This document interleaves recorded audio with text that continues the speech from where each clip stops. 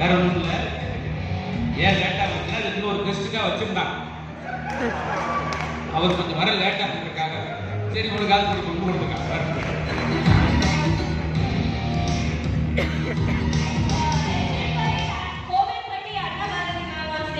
இதை நாங்கள் ஷேர் பண்ணிக்கிறோம் மேடம். பரவாயில்ல.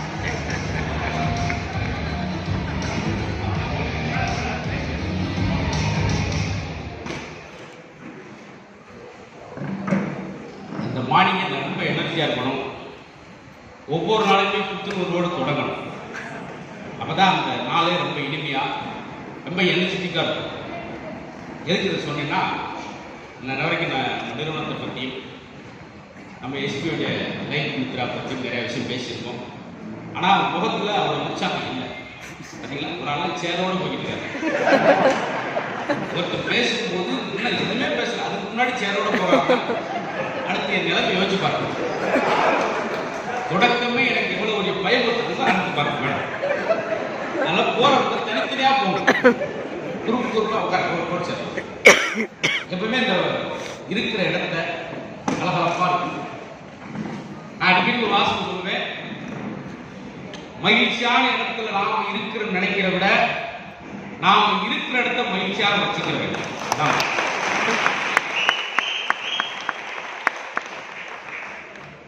மித்த எத்தனை விழாக்களுக்கு போகிறோம், கல்யாணத்துக்கு போகிறோம், சடங்கு முறைக்கு போகிறோம், தினை விஷயங்களுக்கு போகிறோம், சாப்பிட்டு கை முடிச்சுட்டு வர்றது அது ஒரு வகையான விழா.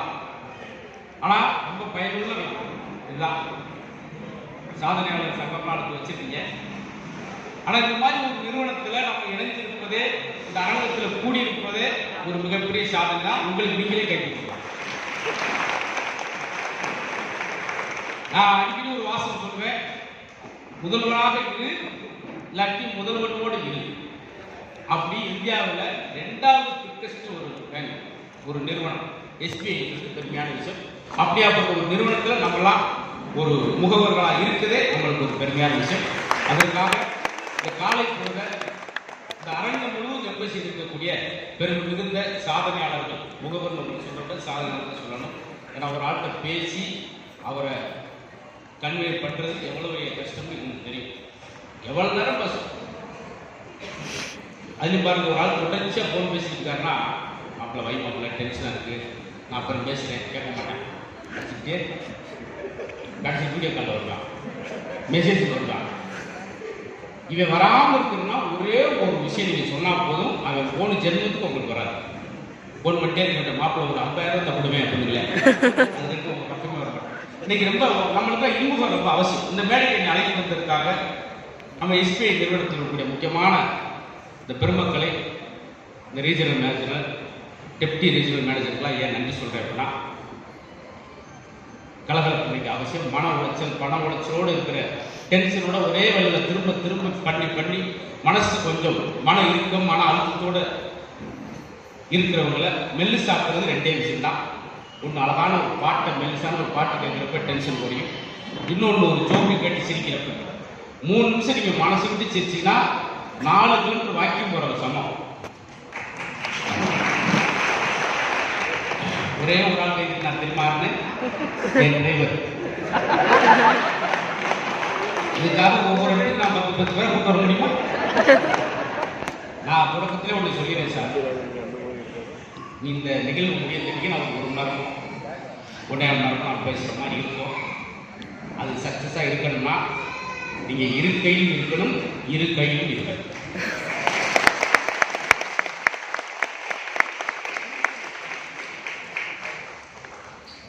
நாம் நோயின்றி வாழ வேண்டும் என்று நினைத்தால் பிறரை நோய்க்காமல் இருந்தார்கள்.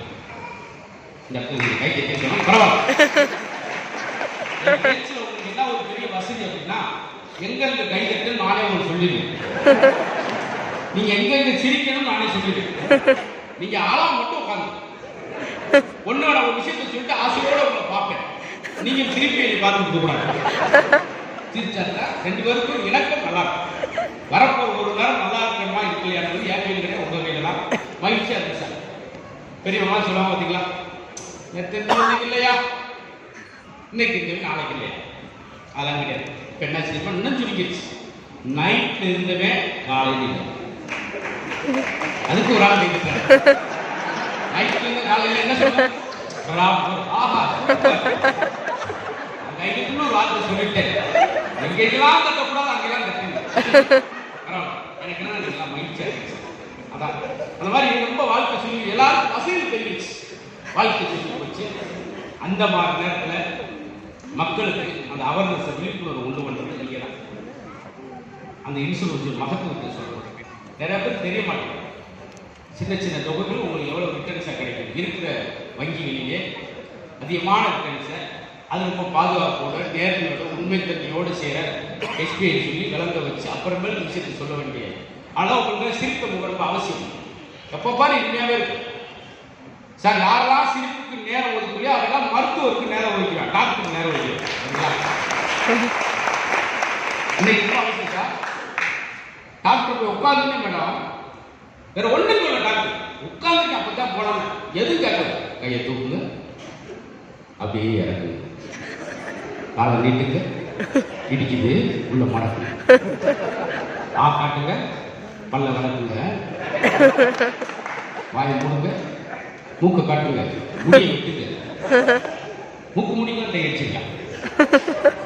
இவ்வளவு விஷயத்தை பேசிட்டு உச்சி விடுங்க சட்டை கழுத்துங்க கையை உதங்க தும்புங்க இருமுங்க. 55 நிமிஷம் கழிச்சு டாக்டர் அவனை பார்த்து கேட்காரு என்ன செய்யுங்க அப்படின்னா என் பொண்ணுக்கு சடங்கு பத்திரிக்கை உண்டு.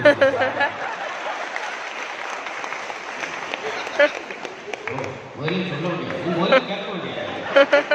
நாக்கு விட்டு மூக்கு விட்டு முடிய விட்டு இப்படி ஆகும் கிடைக்க வந்து இந்த பணியும் சாதாரண பணி இருக்காங்க.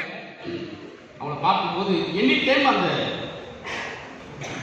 நம்பராகவே யோசிச்சு படம் ஒரு நாள் வங்கியில் வேலை பார்த்தவர் 50 நிமிஷம் ரிட்டையர் ஆகிற வரைக்கும் அவருக்கு ஒரு குழப்பம். தினமும் டெய்லி பண்ணி கணக்கு முடிக்கிறப்ப 2 ரூபாய் எக்ஸஸா வந்துட்டே இருக்கு. இன்னைக்கு நேரத்தில் 58 வருஷமா பிரமிச்சுட்டார்.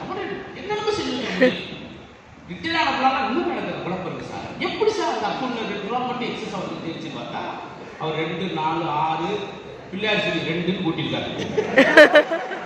பிள்ளையார் சொல்லி என்ன சொல்றேன்னா எல்லா வேலையும் சிரமம் சார். போதுன்ற மனசோடு காலத்தை மகிழ்ச்சியா இருக்கும்.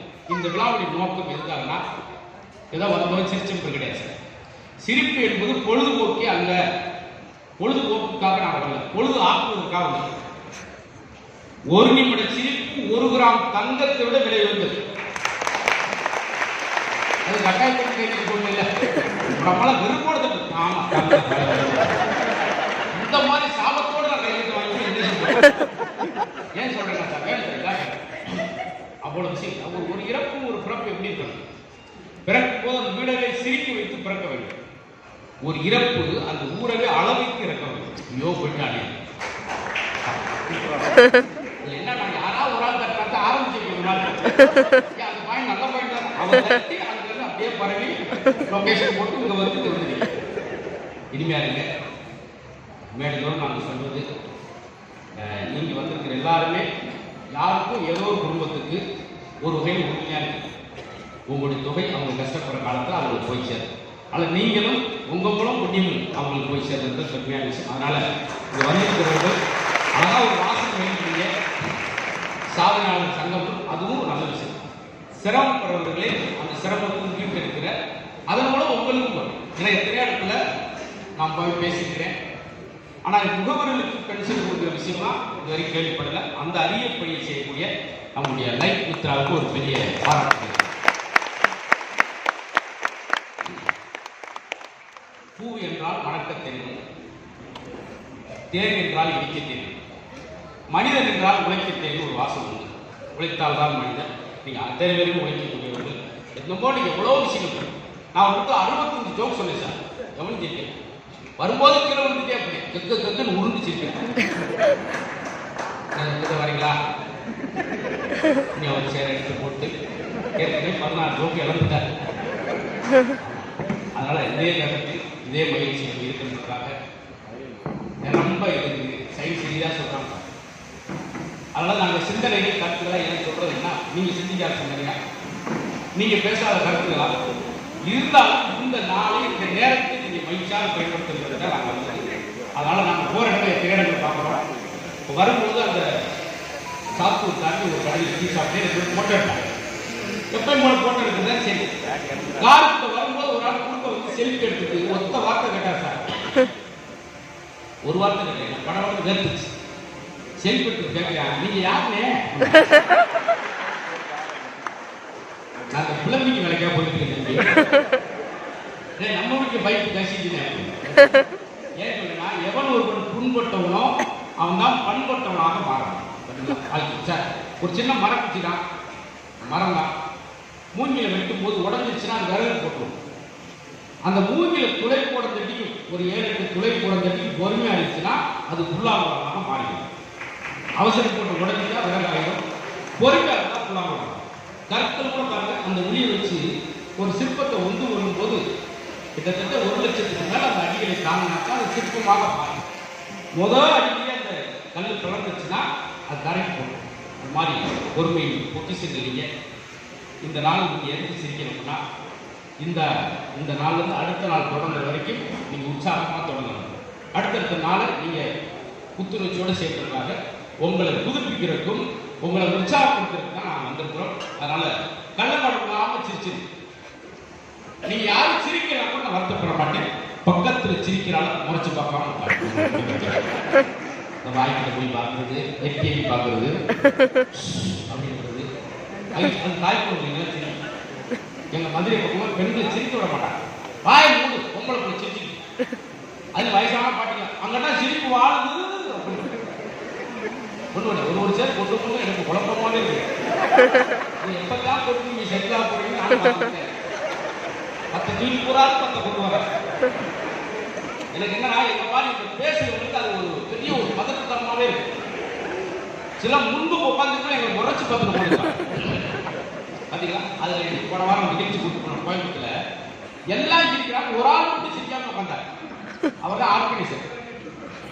சிரிச்சோம்னா 2000 ரூபாய் சேர்த்து கேட்டு நினைச்சு உங்களுக்கு சிரிக்கவே கூடாது. அந்த மாதிரி சார் வியர்வை சேமிக்கிறவன் வியாதியை சேமிக்கிறான். அது மாதிரி எப்படி அழுத்தப்பட்ட இந்த நிலத்தில் இறுகி வயிறுமா மாறுதோ, அடக்கப்பட்ட சிரிப்பும் இறுகி நோயா மாறிடும். இந்த நாள் நம்மளுக்கு உத்வேகத்தோட கொண்டு வரக்கு ஒரு நல்ல நாளாக நினைச்சுங்க. இப்பொழுது நாம் மட்டும் பேசாமல் அவங்க இணைந்து பேச போகிறோம். என்ன நாங்கள் பேசுகிற சிரிப்பில் உங்கள் ஓன் விஷயத்தை மறந்துடுங்க. நம்ம வந்திருக்கிறது இந்த அருமையான நாளில், அது இன்னைக்கு சனிக்கிழமை காலை பொழுது இந்த அரங்கங்களும் நம்ம செஞ்சுட்டீங்கன்னா உங்களுடைய ஆர்வத்தில் உங்களுடைய முயற்சிக்கும் நான் பெரிய நன்றி சொல்லிக்கிறேன், அன்பு பாராட்டுகிறேன். இதே உற்சாகத்தை நீங்கள் எப்பயும் தொடர்ந்து கொடுத்துட்டே இருக்கு. நாங்கள் போகிற இடத்துல சில இடங்களுக்கு அமையாது எல்லாம் எப்பயுமே பார்க்கறதுக்கு எனக்கு ஆசையா இருக்கு. எல்லா நாடும் கமெண்ட் பண்ணிக்கிறீங்களா? காரணம் பேசுறது தெளிவாக பேசிட்டா ஈஸி. இன்னைக்கெல்லாம் ஒரு ஆள் 1 மணி நேரம் பேசுகிறார் சார். பாரதியார் சொன்னா சொன்னா பாரதியார் என்ன சொன்னா, எதற்காக சொன்னா, நமக்காக சொன்னா. 8 வருஷத்துல இருந்த பாரதியார் என்ன சொன்னார்? 5000 பேர் சபையில சொல்லியிருக்காங்க. சும்மா இதை ரூமுக்குள்ள சொல்லல. ஏன் சொன்னார்? மட்டை பிக்கிறாங்க ஒரு 30 பேர். அப்ப பாரதியார் சொல்லுகிற பொழுது ஒன்னே அவன் என்ன சொன்னாங்க சொல்லுங்க, சேராட்ட முடிச்சு கிளம்பிட்டான்.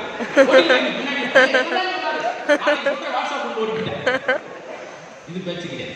சிரிக்கிறீ மாட்டீங்களா சார்? இந்த இடமே கோயில் மாதிரி மாறிடுச்சு. கள்ளங்கோட்டை ஒருத்தர் வச்சுக்க அவனுக்கு தான் எச்சரிக்கையா இருக்கும். அவன் தான் குலக்கேசில் உள்ள போறான். இருக்கா என்ன படிக்க ஒருத்தர் ஐசுவாண்ட சீரியஸா இருக்கான என்ன அர்த்தம்? அவன் வாழ்வான் சீரியஸா இருந்திருக்கான். வாயா கல்யாணத்துக்கு வா. கல்யாணத்துக்கு வந்து உடனே ஒரு பொழுது எப்படி சார் தொடங்கணும்? காலையில் அப்போ எப்படி இருக்கீங்க? பல்கலைக்கு அந்த பக்கம் நான் கிட்ட கோயிலுக்கு போனாப்ப நீ தான் வளர்க்க போற இப்படி ஆரம்பிப்பாங்க. இப்படியே நெகட்டிவா எப்பவுமே நம்ம பக்கத்தில் இருக்கிற அந்த முகங்களே நண்பர்களே நல்ல பாசிட்டிவா நேர்மறையோடு பேசுற நண்பர்களை கூட வச்சுக்கணும். அதான் நம்மளுக்கு உற்சாகம். நெகட்டிவ் பாசிட்டிவா மாத்துங்க. தொப்பை இருக்கிற வருத்தப்படாது. ஏன்னா செல்ஃப் எடுத்துன்னு உள்ள இருக்கும். துப்பு இருக்கு வருத்தப்படாங்க சார். குப்பரக்க பார்த்தீங்கன்னா மூக்கில் இடிக்காது. என்னென்ன பொருள் தானே வச்சுருக்கீங்க? என்னென்ன பொருள் தான் வச்சுருக்கீங்க? சரி ஒரு ஏன் நாக்காலே அதை 2 பேர் சேர்ந்து நான் சுண்டு வரதுக்கு 3 கிலோமீட்டர் போவேன். இது ஏதோ பெரிய பால் வடிக்கு மாதிரி. அப்ப எனக்கு 3 கிலோமீட்டர் வரதுலாம் மறக்காது. மொத்தமா எனக்கு வாட்ஸ்அப் அனுப்பிச்சிருக்கேன்.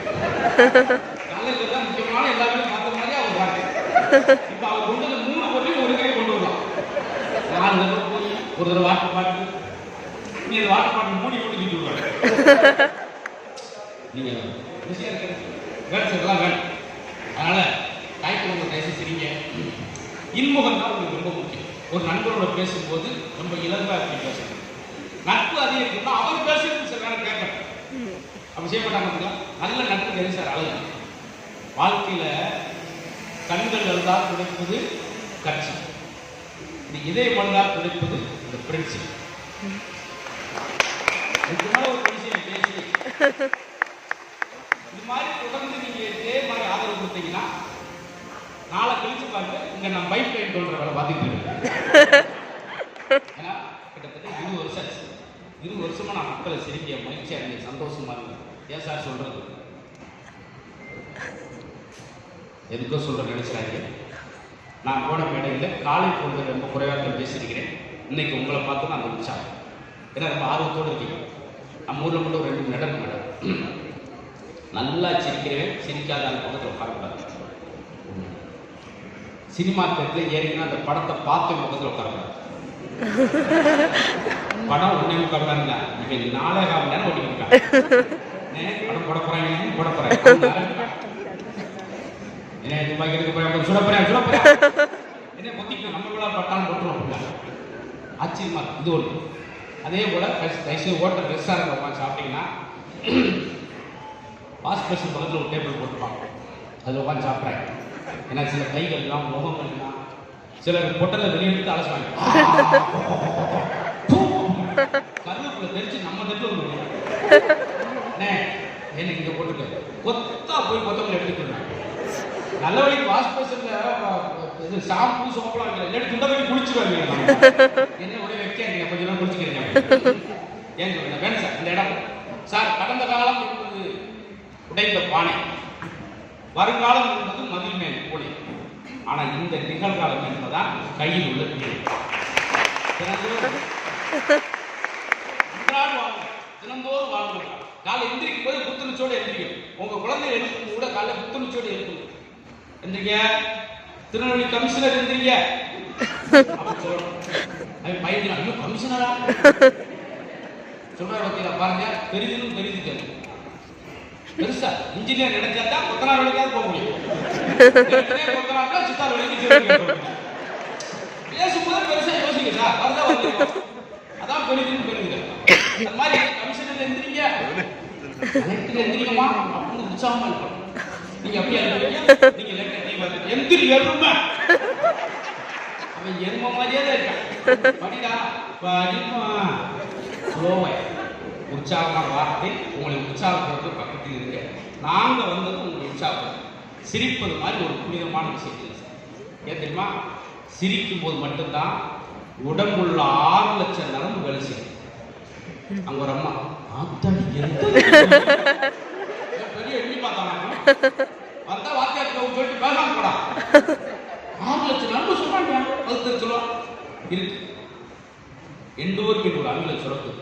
குட் ஃபீலிங் சொல்லக்கூடிய காரணம் ஒரு 4 காரணம் சுரக்கிறது சிரிக்கும் போது மட்டும். எதுக்கு தான் சொல்றேன் சார், ஒன்றும் இல்லை சார். அந்த நாள் இனிமையா இருக்கும், உற்சாகமா இருக்கும், சுகர் வராது. லக்னோ சிட்டியில் சக்கோட்டையோட உட்கார வச்சு நகைச்சுவாக பேச விட்டாங்க. இன்சுலின் போடாமலே அவங்களுடைய சக்கோட்டை குணமாச்சு. வந்துட்டு அது உண்மையா சிரிக்க பக்கத்தால் சிரிக்க பார்த்து சிரிக்கூடாது. ரொம்ப பயிற்சி இன்னும் நீங்கள் கொஞ்சம் டீம் ஆகணும். கொஞ்சம் யோசிச்சு பேசி டிஸ்கஸ் பண்ணி மாநாடு போட்டு அப்புறம் சிரிக்கீங்க. கைதட்டு முடிஞ்சா கட்டி எனக்காக இந்த மேடை வந்து யார் நின்று பேசினாலும் எனக்கு கீழே பார்க்கணும் ஈஸியாக தெரியும். ஆனால் கஷ்டமான ஏதாவது பேப்பர் வச்சுருக்கிறேன் நீங்கள் சிரிச்சா மட்டும் அதனால சார். ஏன்னா மேடையில் ரொம்ப யார் பேச்சாளர்னா வாயை பயன்படுத்துவதனால் பேச்சாளர் அல்ல, வார்த்தையை பயன்படுத்துவதனால்.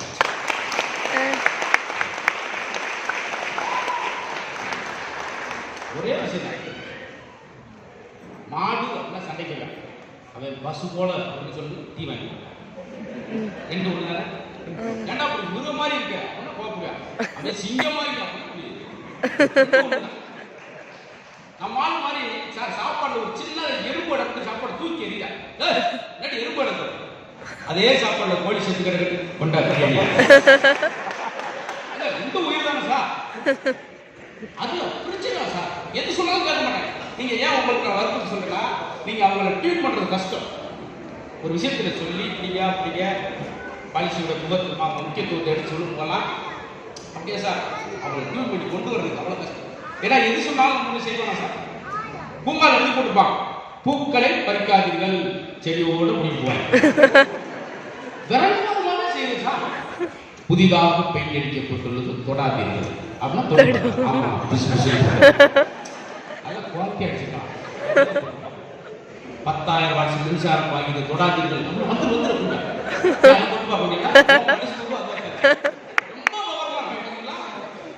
ஃபுல் பிரின்சிபல் வந்துட்டு இருக்கான் அப்படின்றா போலீஸ்கார சார்.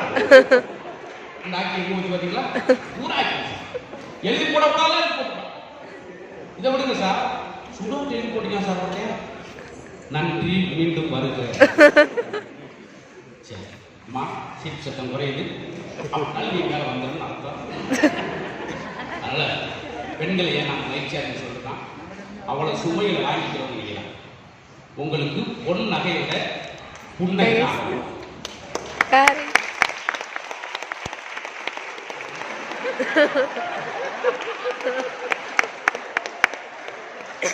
இந்த எல்இடி கூட கழட்டினேன், ஸ்பீக்கர்லாம் கழட்டி கடைசியில் குத்து வழக்கு நான் அதிகம் எங்கள் கலாச்சாரம் பார்த்து எனக்கு 30,000 பேமெண்ட்டை குறைச்சது தவறு தான். சந்தோஷம் பார்த்தீங்களா, இதான் சார். அதெல்லாம் பெண்களோட உயர்வு. பெண்கள் இந்த இடத்துல நான் எஸ்பி பெரிய நன்றி சொல்றேன்னா, ஆண்களுக்கு சமமாக ஆண்களுக்கு நிகராக சில பெண்கள்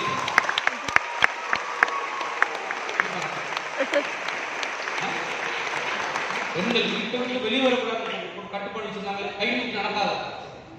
2000 ஆண்டுகளாக ஆண்கள் படிக்கிறாங்க, வெறும் 70 ஆண்டுகளாக தான் பெண்கள் படிக்கிறாங்க. ஆனால் என்னாச்சு பார்த்தீங்களா, யாரு சீக்கிரம் மார்க் அவன் சமாளிப்பான். ஏன்னா பொம்பளை கூட மார்க் எடுத்து என்ன எப்படி எடுக்க முடியும், நாங்க எப்படி மார்க் எடுக்க முடியும் சொல்றேன். மதிப்பெண்கள் அப்படின்னு தானே சொல்றீங்க, மதிப்பு ஆண்கள் நான் சொல்றீங்க.